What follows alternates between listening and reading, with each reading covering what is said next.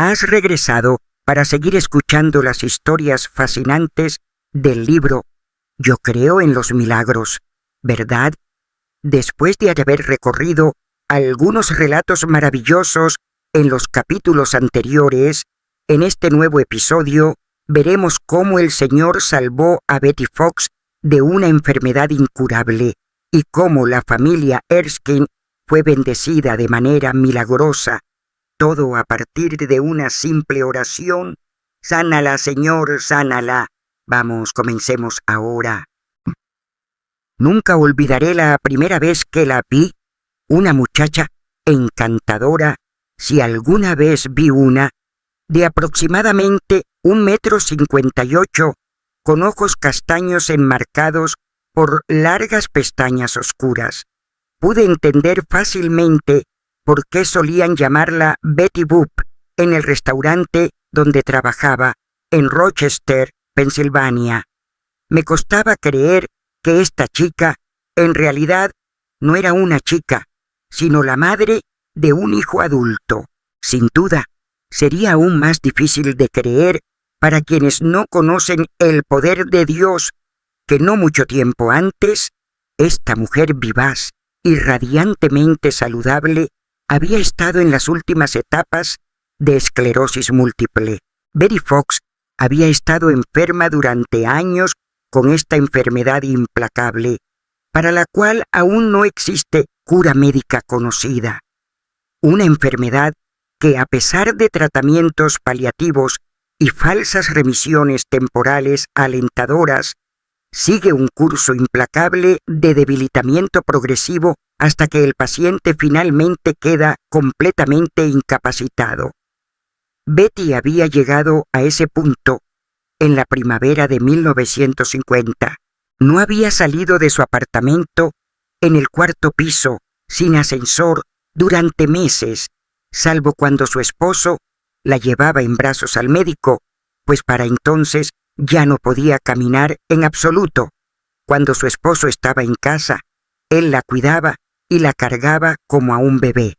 Cuando él no estaba para cargarla, ella se arrastraba por el suelo hasta donde necesitara ir, pero incluso con ese método no podía avanzar mucho, obstaculizada como estaba por sus brazos, ahora prácticamente inútiles. Por supuesto, había días mejores que otros, una característica de la enfermedad, y en sus días buenos se desenvolvía un poco mejor. Es decir, en esos días podía, con gran esfuerzo, desplazarse de pata de silla en pata de silla y así cubrir una mayor distancia. Sus piernas estaban frías como el hielo y entumecidas, al igual que sus brazos hasta los codos. Sus manos eran inútiles, incapaces de agarrar o sostener nada. Durante mucho tiempo tuvo que ser alimentada, una tarea que vecinos amables se turnaban para realizar cada mediodía cuando su esposo estaba en el trabajo. Y cuando intentaban alimentarme, recuerda Betty, a menudo temblaba tanto que no podían llevarme la cuchara a la boca. El pronóstico para Betty en ese momento era muy desfavorable. Además de la esclerosis múltiple, su corazón estaba en riesgo. El médico había dicho a su esposo y a su hijo que su corazón no podría resistir indefinidamente el castigo severo que estaba recibiendo debido al temblor constante parecido al del mal de Parkinson, inducido por la enfermedad. Fue un día de abril cuando su hijo, que trabajaba en el mercado de Kroger, le dijo: «Mamá, ¿por qué no vas a esos servicios en el North Side donde predica Kathryn Kuhlman?» Cuando paso por el Carnegie Auditorium, camino al trabajo y de regreso, veo a personas saliendo caminando de las ambulancias en las que llegaron al servicio. He visto gente que sale caminando cargando sus muletas. ¿Por qué no vas a ver qué pasa? Betty respondió rápidamente: «Bueno, cariño, estoy demasiado mal. Todos los médicos dicen que no hay absolutamente nada que se pueda hacer. Escucha, mamá, dijo su hijo con firmeza. He visto entrar a personas en camillas y las he visto salir caminando. Si eso puede pasarle a otros, puede pasarte a ti. El muchacho insistió tanto que finalmente ella aceptó al menos escuchar las transmisiones diarias por radio, pero eso no era tan fácil como parecía, porque no podía ni siquiera agarrar la perilla para encenderla.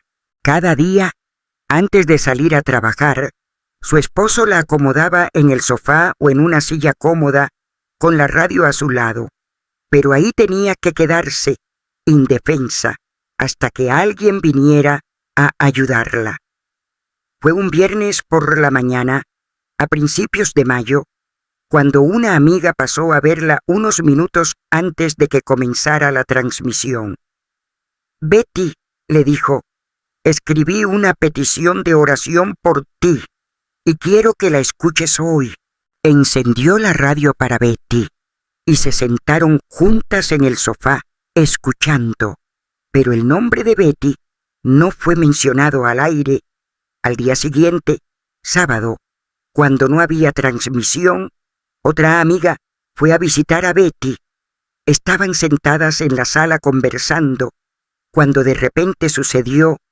Pensé que era solo otro de los temblores habituales, relata Betty, pero empecé a temblar tan fuerte que supe que era algo completamente diferente. Mi amiga se asustó tanto que se fue a su casa.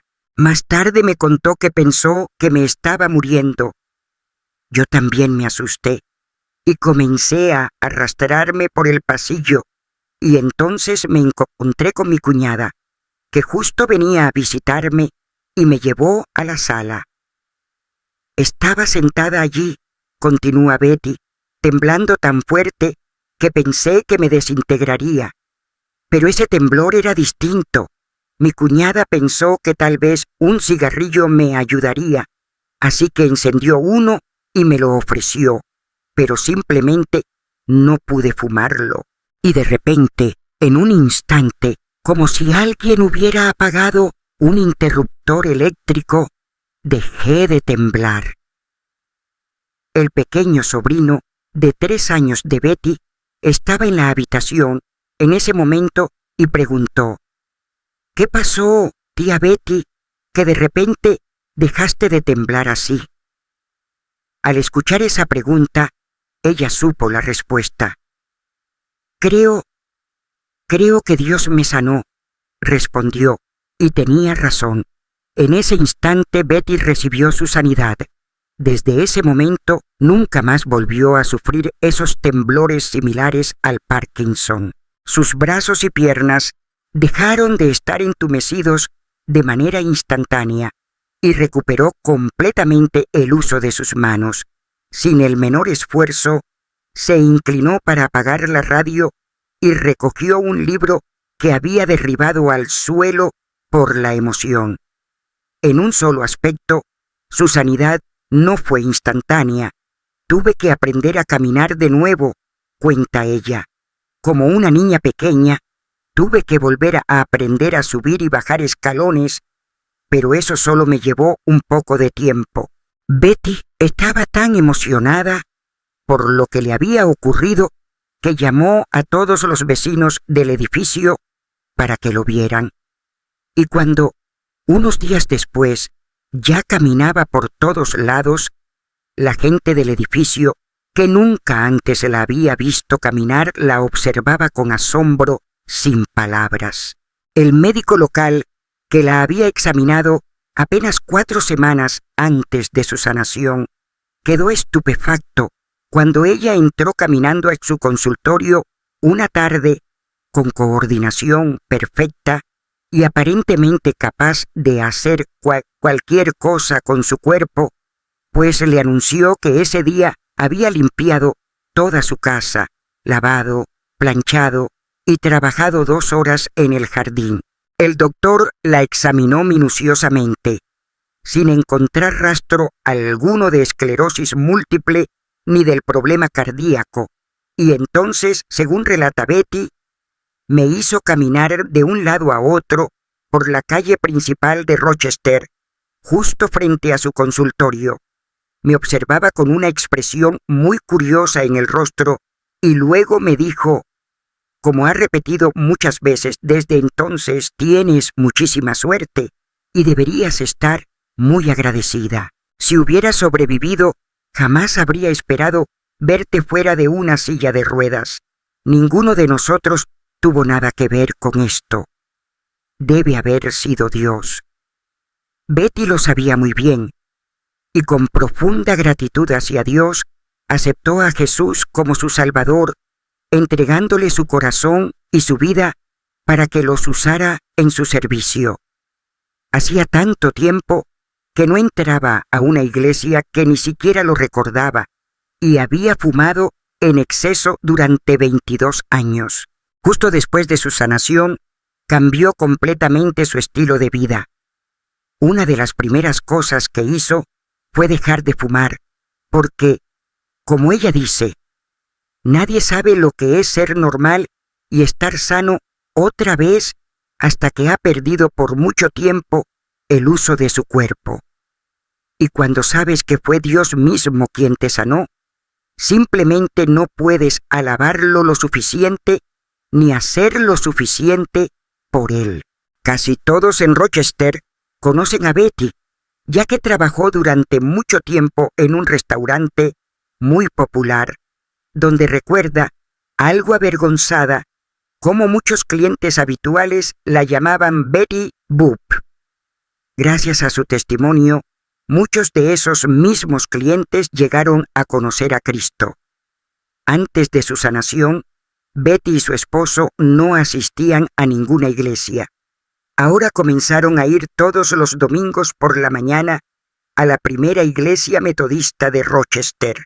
Conociendo bien el poder de la oración, les encantó descubrir que el pastor de esa iglesia oraba regularmente por los enfermos, arrodillándose él mismo en el altar e invitando a cualquier miembro de la congregación que lo deseara a acercarse y orar en silencio por sanación espiritual o física. Después de algunas semanas asistiendo a esta iglesia, el pastor fue a visitarlos para hablarles sobre unirse formalmente a la congregación. Como dice Betty, mi esposo da testimonio con tanto entusiasmo como yo acerca de mi sanación, y apenas podía esperar para contarle todo al reverendo Stump. El reverendo Stump, firme creyente en la sanidad por la fe, mostró gran interés. El domingo siguiente, insertó un cuestionario en el boletín de la iglesia que se repartió durante el servicio, pidiendo que fuera completado y colocado en el plato de la colecta. En ese cuestionario, el pastor reafirmaba su fe personal en la oración y la sanidad divina. Subrayaba que la forma en que su iglesia oraba por los enfermos era solo una manera de intentar cumplir el mandato de Jesús de predicar, enseñar y sanar. Pedía a la congregación que expresara su opinión acerca de A. el método de oración que se estaba utilizando y B. si deseaban que esas oraciones continuaran siendo parte del servicio habitual. La gran mayoría de los 400 miembros votó a favor de continuar con las oraciones.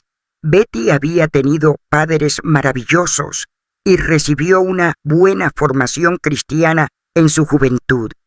Aunque se había alejado mucho de esa influencia, siempre supo en su corazón que Dios podía sanar. Lo supo cuando su hijo mencionó por primera vez los servicios en el auditorio Carnegie.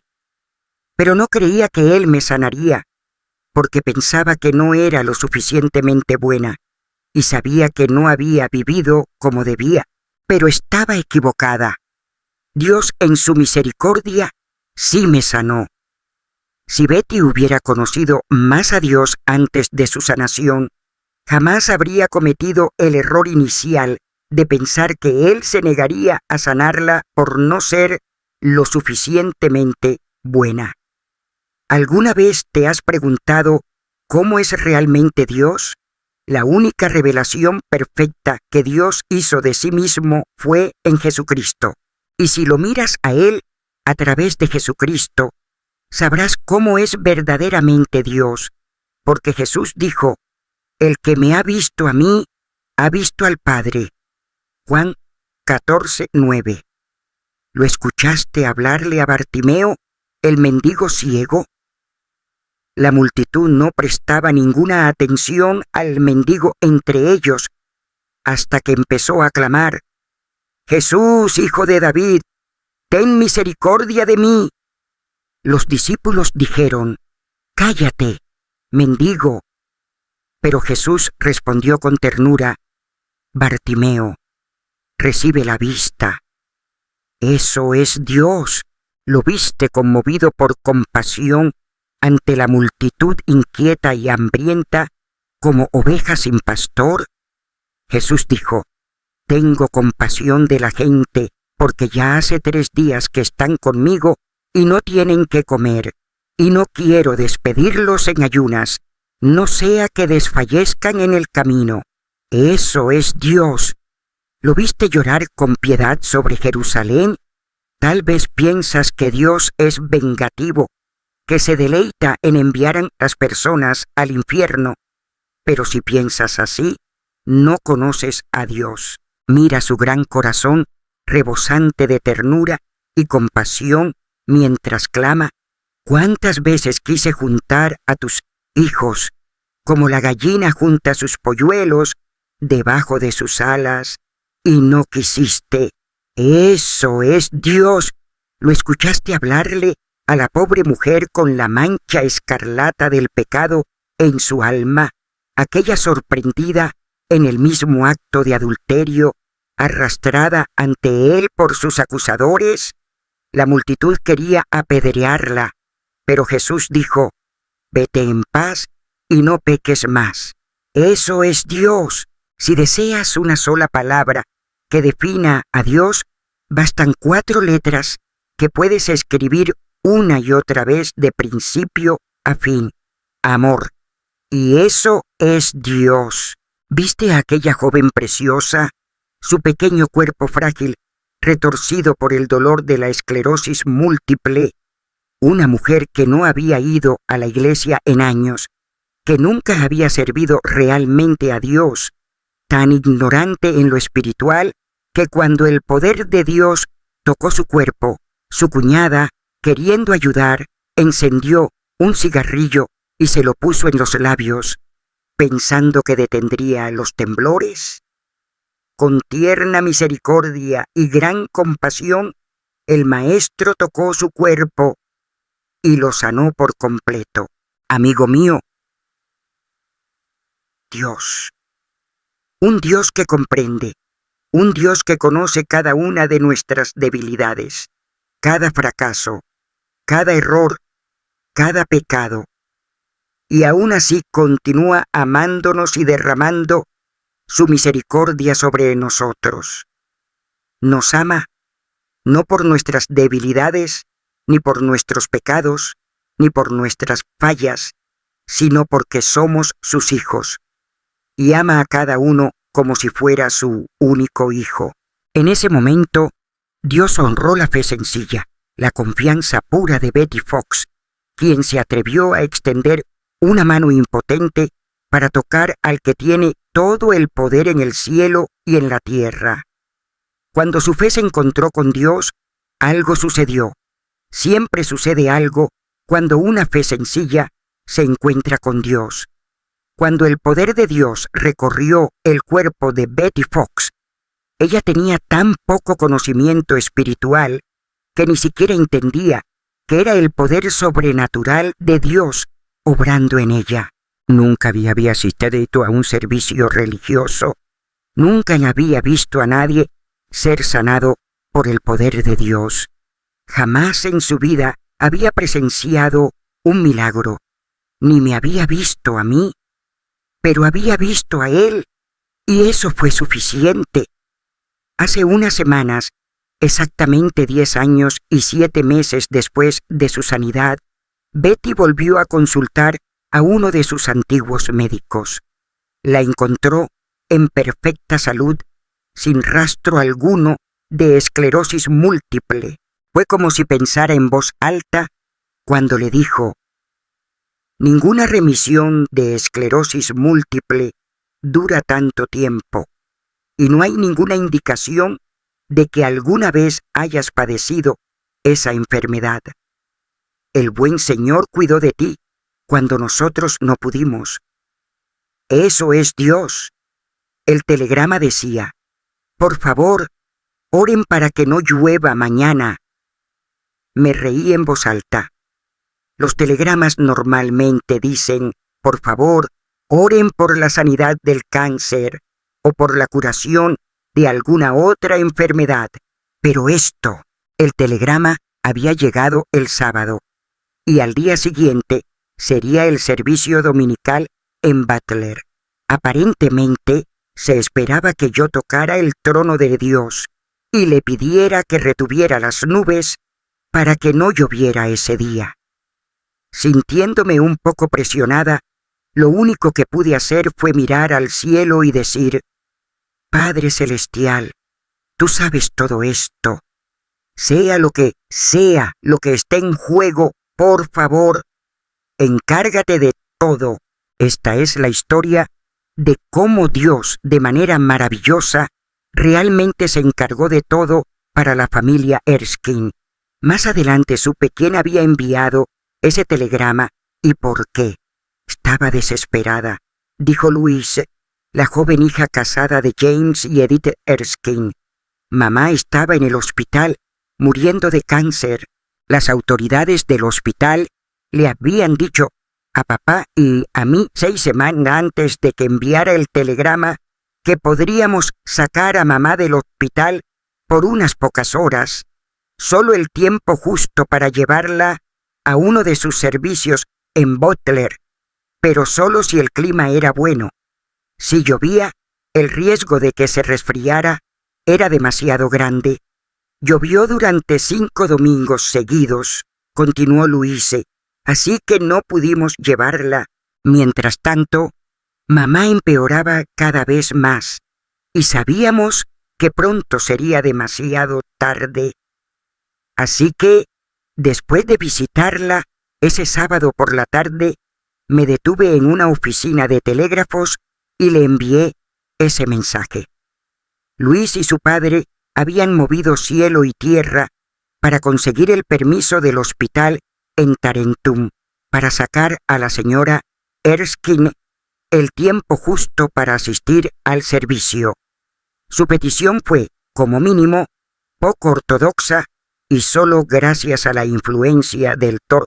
Cross, quien había visto a otros de sus pacientes sanados milagrosamente por el poder de Dios, se les concedió finalmente el permiso. Durante 5 sábados seguidos, Luis fue al hospital para arreglar el cabello de su madre y dejarla lista para el servicio del día siguiente, y durante 5 domingos consecutivos, James Erskine se levantó al amanecer y fue a Butler, donde hizo fila durante muchas horas esperando que se abrieran las puertas del auditorio, solo para asegurarse de tener un asiento listo para su esposa cuando Luis la llevara desde el hospital. Y en cada uno de esos 5 domingos comenzó a llover 1 hora antes del servicio. Por eso, puedes entender la situación que motivó el envío de aquel telegrama. Cuando Luis y el señor Erskine se despertaron aquel último domingo por la mañana, lo primero que hicieron fue mirar ansiosamente por la ventana. Un cielo claro y sin nubes fue lo que vieron. Estaban llenos de alegría. Obviamente, la oración por un buen día había sido escuchada. Mientras James partía hacia Butler y Luis salía de su casa en Bakerstown para recoger a su madre en el hospital, Sus corazones estaban llenos de gratitud hacia Dios. Por fin Edith iba a asistir a ese servicio.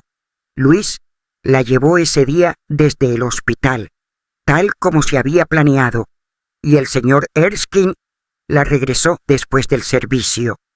Acababa de llevarla de nuevo al interior del hospital cuando comenzó un aguacero. Fue a principios de la primavera de 1921 cuando padre e hija se enteraron de que Edith tenía cáncer de hígado. Como dijo el Dr. Cross, su hígado es como una vieja cortina de encaje de tu abuela. Pero hagas lo que hagas, advirtió el médico, no le digas que tiene cáncer o se rendirá de inmediato. Sin embargo, realmente no hay nada que podamos hacer excepto administrarle medicamentos para aliviar su dolor. Podría durar o irse rápido. No hay forma de saberlo. En ese momento, Edith pesaba 70 libras, cuando antes había pesado 168. Algunas semanas antes de que Edith fuera hospitalizada, ella y Luis habían comenzado a asistir a los servicios en Carnegie Hall. Fue allí, dice Luis, donde la señorita Kuhlman me enseñó el valor del ayuno, explicando que era una expresión del fervor en la oración. Recuerdo particularmente un servicio donde usó a David como ejemplo. Explicó cómo él combinaba sus oraciones con humillación y negación personal, y que en ello residía su poder, y cómo estaba tan absorto en su devoción y deseo que ni siquiera tenía apetito. Ahora que mamá estaba tan enferma, continuó Luis, todo lo que la señorita Kuhlman había dicho sobre el ayuno volvió a mi mente. Mamá no podía morir. Tenía 3 hermanitas que la necesitaban desesperadamente, 3 niñas pequeñas que necesitaban la enseñanza de su madre, su amor y un hogar. Si alguna vez hubo un momento para ayunar, era ese. Desde que se confirmó que su madre tenía cáncer, se podía encontrar a Luis cada viernes por la tarde en el servicio de milagros, ayunando desde el amanecer hasta el anochecer. No era por ella misma por quien rogaba ante el trono de Dios por la recuperación de su madre, sino por sus 3 pequeñas hermanas en casa. Se sintió profundamente conmovida cuando supo que ellas también, sin que ella lo supiera, estaban dejando de comer todo el día cada viernes. Y nunca olvidaré, mientras viva, dijo Luis, aquella primera mañana en que fui a preparar la lonchera de papá y él me pidió que no pusiera comida en su balde, solo agua. Nadie sabe lo que eso significa para un minero. Solo un hombre que ha trabajado en las minas sabe lo que es pasar horas bajo tierra sin alimento. Durante 5 largos días, James Erskine bajó a las minas de carbón Fort Collyer, llevando solo agua en su balde de almuerzo, pero jamás lo consideró un sacrificio. Nunca dijo tener hambre. Nunca salió de sus labios una sola palabra de queja. Estaba creyendo en Dios por la sanidad de su esposa. Creía en un Dios que no puede mentir. Fueron días duros para James. Estaba completamente solo con 3 niños pequeños en casa. Cocinaba, limpiaba, lavaba y planchaba su ropa.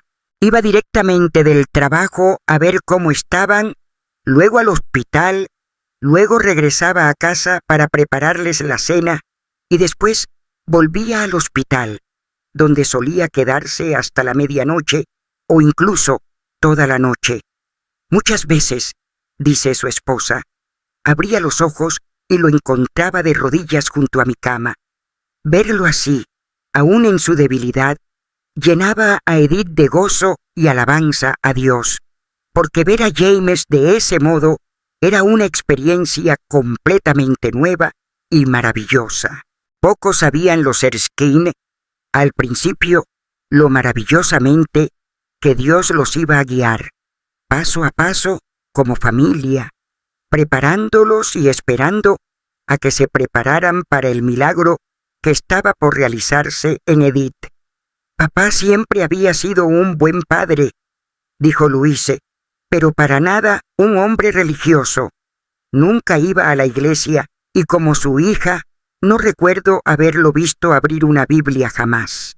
Es cierto que James Erskine había recibido instrucción religiosa de niño, pues su padre había sido un cristiano devoto que creía firmemente en la sanidad divina.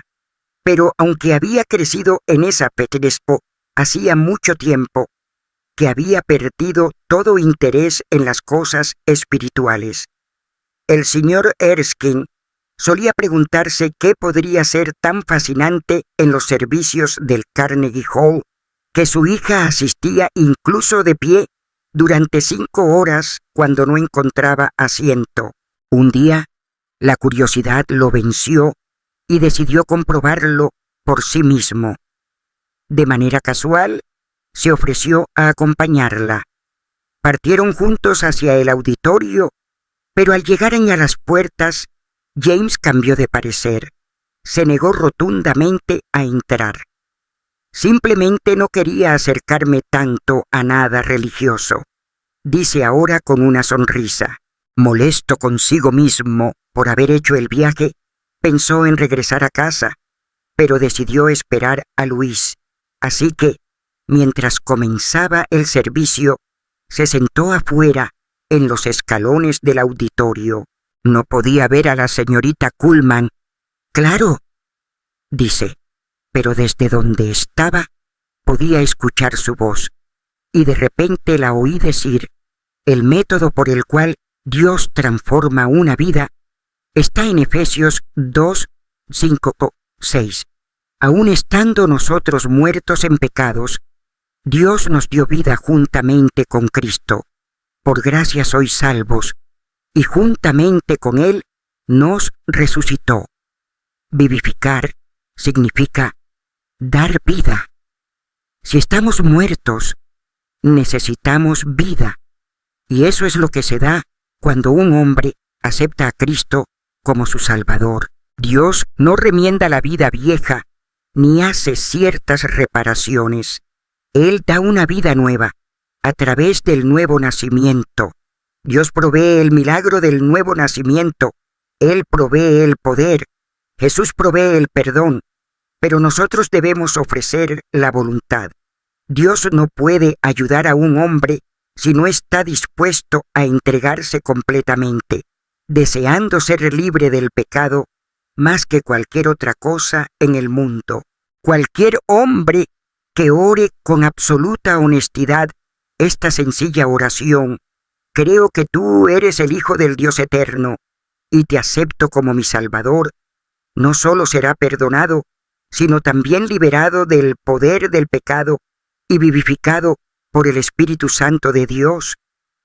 Pero si había oído a mi padre decir exactamente lo mismo una y otra vez, dice James, fue una sensación extraña. Me sentí como un niño otra vez, escuchando a mi padre hablarme de las cosas de Dios. La influencia de un padre piadoso nunca se pierde. Sentado allí en los escalones del Carnegie Hall, escuchando una voz incorpórea que de forma curiosa se volvió para él la voz de su padre, James Erskine revivió su infancia. Y revivió también la muerte de su padre, muchos años atrás. El gran desastre minero de Virginia Occidental ocurrió en 1927, cuando la mina de Everettsville de la compañía New England Fuel and Transportation fue destruida por una explosión devastadora el 30 de abril de ese año. Al principio se creyó que todos los hombres atrapados dentro habían muerto instantáneamente. Sin embargo, esta teoría fue descartada cuando se encontraron los últimos 3 cuerpos, uno de los cuales era el padre de James. En un balde de comida se encontraron mensajes garabateados dirigidos a la esposa de uno de los mineros atrapados. Estos mensajes estaban escritos en un único pedazo de papel, quizá el único que pudo encontrar allá abajo en la mina. Escribió mientras la vida se les escapaba lentamente del cuerpo. Las palabras nacieron del corazón y la mente de un hombre moribundo. 20 de abril, hora 6:20. Querida esposa, todavía vivo, pero el aire está muy viciado. Oh, cuánto te amo, Mary. Querido padre, pronto me iré. Solo tenemos frío y cuando llegue el aire será peor porque estamos en el lado de retorno. Nos veremos todos en el cielo. Tenemos mucho tiempo para hacer las paces con el Señor. Firmado H. Russell. Pronto dejaré este mundo. Quédate en América y dales un hogar a los niños. Vuelve a casarte si así lo deseas, pero que Dios te bendiga a ti y a los niños. Firmado H. Russell. En paz con Dios y querida Mary, dile a papá que fui salvo. También a los Erskine. No sentimos ningún dolor. Intenta quedarte en Virginia Occidental. Amor para los niños. Firmado Russell. Vamos al cielo. Tenemos suficiente tiempo para reconciliarnos con el Señor. Firmado H.R. Nos estamos debilitando. Nuestros corazones laten muy rápido. Adiós a todos. Firmado H.R. No nos sentimos mal. Lo único en lo que pensamos es en nuestras familias. H.R. Mil recuerdos cruzaban la mente de James Erskine mientras estaba sentado en los escalones del Carnegie Hall, y sabía mejor que nadie en el mundo que no estaba preparado para encontrarse con su Dios. Sentado en aquellos escalones del auditorio, James recordaba con dolorosa claridad las horas que su padre había pasado hablándole del amor y la misericordia de Dios. Recordaba que su padre le decía: «Vive para Dios, hijo, y conocerás durante toda tu vida la paz que sobrepasa todo entendimiento». Y, sobre todo, recordaba las oraciones que su padre había elevado para que su hijo experimentara la salvación. En esa misma hora, cargada de memorias despertadas por una voz que repetía verdades bíblicas casi olvidadas y en gran parte descartadas, algo sucedió en James. En esa hora, las oraciones de su padre, quizá las mismas oraciones pronunciadas en aquella mina antes de que llegara la muerte, fueron respondidas. Habían pasado los años, pero Dios nunca cierra sus oídos a las súplicas de un hombre sincero. Mucha agua había corrido bajo el puente, pero Dios no olvida. Y en esa tarde, 24 años después, Él respondió las oraciones de un hombre temeroso de Dios para que su hijo fuera salvo. Cuando te escuché aquel día, dice James, de repente sentí hambre de Dios. Había dejado de ir a la iglesia 18 años antes, pero ahora quería regresar. En esos años bebí mucho, día y noche, y aunque siempre logré mantener a mi familia, gasté muchísimo en licor, a veces hasta $40 en un solo fin de semana. La bebida y todos mis otros pecados me abrumaron, y de pronto lo que más deseaba era liberarme de todo eso. Justo ahí incliné mi cabeza y le pedí a Dios que me perdonara. Sentado en esos escalones, entregué mi corazón y mi vida a Cristo. Esa noche, de regreso a casa después del servicio, Luis esperaba ansiosa alguna reacción de su padre. Tal vez maldiciones, porque había tenido que esperar. Quizá un reproche por lo largo del servicio, pero no pronunció ni una sola palabra. Después de que llegaron a casa, él se volvió hacia ella y, con toda la sinceridad y la intensidad de alguien cuya vida había sido transformada por el poder de Dios, dijo: «Fue como si escuchara hablar a mi padre otra vez esta noche. Todo lo que dijo la señorita Kuhlman fue exactamente lo que él me enseñó. Le he pedido a Dios que perdone mis pecados y he aceptado a Jesús como mi Salvador». Una semana después, con lágrimas de alegría corriendo por sus mejillas, Luis diría: «Tenemos un nuevo papá. Ahora llego a casa y, en lugar de verlo con un vaso de licor en la mano, lo encuentro leyendo la Biblia». No hubo condiciones por parte de James. Él no dijo: «Sana a mi esposa, Jesús, y entonces creeré». Primero creyó. Su alma fue salvada mientras su esposa yacía moribunda, porque hasta donde él sabía, ella no había sido sanada durante el servicio en Butler. La salvación de James fue el primer milagro que ocurrió en la familia Erskine. El segundo no tardaría en llegar. Esa noche del miércoles, relata Luis, papá había llevado un pequeño radio al hospital para que mamá pudiera escuchar la transmisión de la señorita Kuhlman a la mañana siguiente, sintiendo que eso fortalecería mucho su fe y le daría la esperanza que tanto necesitaba. Cuando el señor Erskine salió del hospital esa noche, solo esperaba que Edith pudiera recibir la transmisión al día siguiente. El pobre radio, tan viejo y débil, casi siempre solo emitía crujidos y estallidos, pero lo dejó en la habitación del hospital de Edith por si acaso, quizás también el radio experimentara una conversión.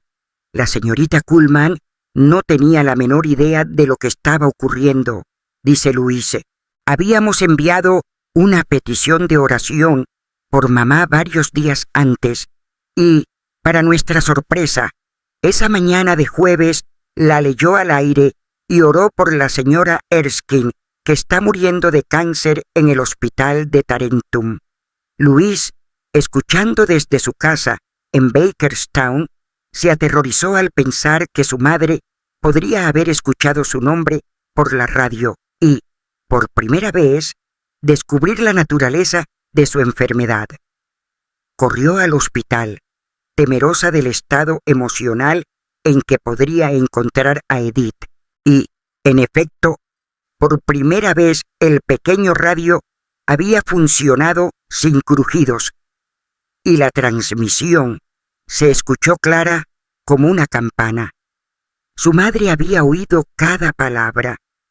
Cuando Luis entró, la mujer enferma dijo: «Escuché la transmisión y sé sobre la mujer que se está muriendo de cáncer en el hígado».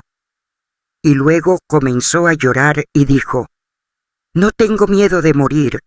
Solo no permitan que los niños en casa se separen. Eso es lo único que me preocupa». Cerró los ojos entonces y no dijo más.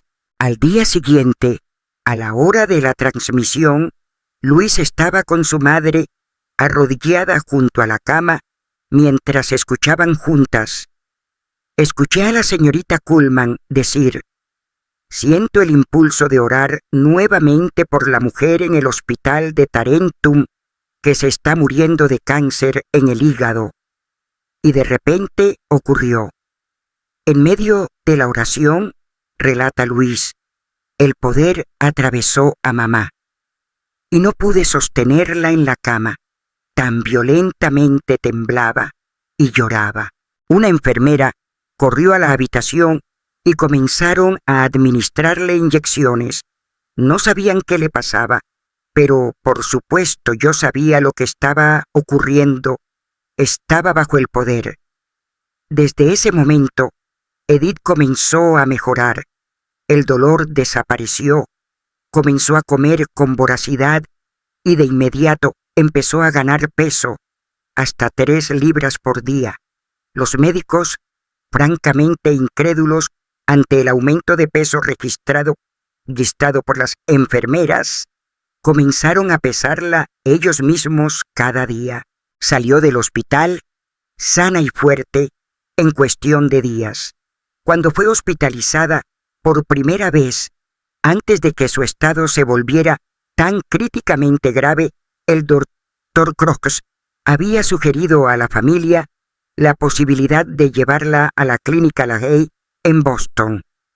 Si lo consideraban oportuno allí, podrían realizar una cirugía con la esperanza de prolongar su vida. Estos arreglos se habían hecho, pero cuando el estado de Edith se agudizó, el viaje a Boston y una posible cirugía obviamente quedaron descartados. Sin embargo, ahora la historia era diferente. La señora Erskine parecía haber sido sanada. Como diría el doctor Cross, definitivamente debe haber algo especial en esa mujer predicadora suya. Pero, médicamente hablando, una sanación así era imposible. En caso de que su aparente recuperación no fuera más que una remisión espectacular de la enfermedad, el doctor Cross se le instó a ir a Boston a la clínica. Señaló que los médicos allí ya estaban familiarizados con su caso y que después de examinarla podrían considerar aconsejable operar, a pesar de lo que parecía ser su curación. Al principio, ella y su familia se resistieron. Sabían que había sido sanada por el poder de Dios y además, ¿qué pasa con los gastos? Calcularon que costaría alrededor de $3,000 realizar esa operación, la cual estaban convencidos de que no era necesaria. Y entonces surgió que el programa de bienestar de los mineros financiaría la operación. Edith finalmente accedió, diciendo: «Muy bien, si quieren gastar $3,000 para descubrir que no tengo cáncer, que lo hagan. Al menos esto probará a cualquiera que haya dudado que Dios hace milagros de sanación». Su esposo la llevó a Boston y se quedó durante todo el tiempo, perdiendo 19 días de trabajo. Debido a las circunstancias extraordinarias del caso, el propio Dr. LaHaye realizó la operación. No se encontró rastro de cáncer en ninguna parte del cuerpo de esta mujer, solo tejido cicatricial, que indicaba que ya se había realizado una cirugía. Y en efecto, se había hecho por el gran médico mismo, quien se adelantó al Dr. LaHaye. Este es un milagro de Dios, pero que era un milagro aún mayor es el cambio maravilloso que ocurrió en la vida de aquel hombre que alguna vez estuvo tan alejado de Dios y que sentado en los escalones del Carnegie Hall fue transformado instantáneamente por su poder. Hace poco, los Erskine se mudaron al sur de California, donde James ha comenzado un nuevo trabajo. Dejaron su hogar en Pittsburgh con un solo propósito: estar cerca de su hijo no creyente en California para ejercer sobre él su influencia cristiana, con la esperanza de que también él fuera llevado a los pies de Cristo. Dios nunca envía enfermedades, pero permitió y usó el cáncer de Edith para atraer a toda la familia Erskine hacia él. Sigo afirmando que el mayor milagro del mundo es la transformación de una vida. La sanación del cáncer de la señora Erskine fue sin duda un milagro, pero aún más grande fue la sanación espiritual que tuvo lugar en la vida de su esposo. Confiaré en la palabra inmutable de Dios hasta que alma y cuerpo se separen, porque aunque todo lo demás desaparezca, su palabra permanecerá para siempre. Martín Lutero. Después de escuchar estos 2 capítulos, ¿sientes que tu fe en los milagros y en el poder maravilloso de Dios para socorrernos ha crecido? Si es así, comenta: Yo creo en los milagros, y comparte este mensaje con tus seres queridos y amigos para que todos podamos mantener viva la fe en el Señor y en los milagros que Él concede a sus fieles.